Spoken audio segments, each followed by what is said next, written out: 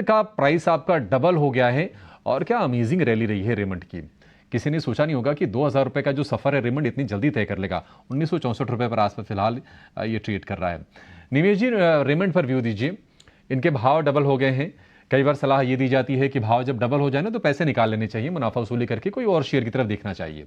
क्या रेमंड के केस में भी यही सलाह होगी आपकी तरफ से, या फिर चूंकि फंडामेंटली इतनी स्ट्रांग कंपनी है, अपने स्टॉप लॉसेस ऊपर करते रहें और निवेशित रहें? क्या सलाह होगी आपकी?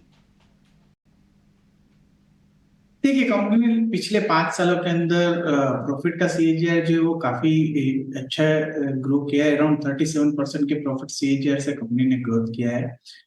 कितना ये सस्टेन हो पाएगा वो कहना थोड़ा डिफिकल्ट है। रेमंड के केस के अंदर, खास करके टेक्सटाइल कंपनी के अंदर, अगर हम लोग हिस्टोरिकल डेटा देखें तो जब भी कंपनी ने अच्छी रैली आती है तब वहां पर प्रॉफिट बुकिंग करना जो है वो जरूरी हो जाता है।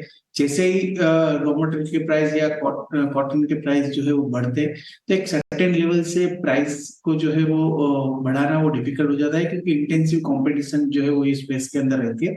तो मेरा मानना ये जो है कि जरूर से, अभी आपने 800 रुपये पे लिया है, 1900 के करीब स्टॉक ट्रेड कर रहा है, तो एक बार अपनी कैपिटल जो है जरूर से विड्रॉ कर लीजिएगा, प्रॉफिट बुक कर लीजिएगा।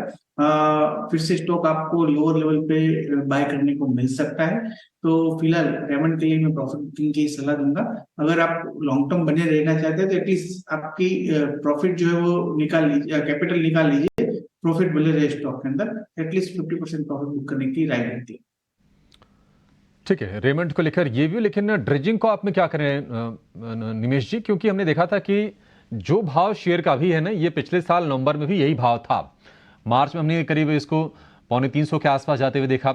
वहां से रिकवर करके फिर से वो भाव वापस आ तो गए हैं, लेकिन क्या आपको उम्मीद है कि ये तेजी का जो ट्रेंड है वो जारी रहेगा शेयर में? देखिए, ये अगर आप पिछले 5 साल की ये स्टॉक की अगर पैटर्न देखें तो यही पैटर्न बन रही है कि ऊपर के अंदर स्टॉक 450 के आसपास आता है, फिर से वहां से जो है वो पुल डाउन हो जाता है और नीचे की तरफ 250-300 के आसपास स्टॉक फिर से ट्रेंड कर रहा है। तो ये रेंज के अंदर घूम रहा है। मुझे लग रहा है कि कहीं ना कहीं जब तक रेंज का ब्रेकआउट नहीं आ जाता है तब तक ये स्टॉक के अंदर एंट्री लेना थोड़ा रिस्की होगा।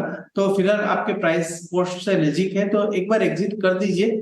देखिए कैसा सस्टेनेबल ब्रेकआउट आता है कि नहीं आता है, फिर बाद री एंटर होगा। और अदरवाइज जो है, अगर आप लॉन्ग टर्म के लिए बाय करना चाहते हैं तो मुझे लग रहा है कि जिस पैटर्न से स्टॉक पिछले 5 साल से चल रहा है, अगर 300 रुपए के आसपास आता है तो वहां पर एक जो है वो अच्छा बाय बनता है। तो ये लेवल से मैं आपको ड्रेजिंग कॉर्पोरेशन के अंदर भी एग्जिट का रिकमेंड करता हूँ। और एक बार ब्रेकआउट आ जाए उसके बाद जो है वो आप फिर से एंटर लेने का प्लान कर सकते हैं, बट फिलहाल एक बार एग्जिट कर दीजिए।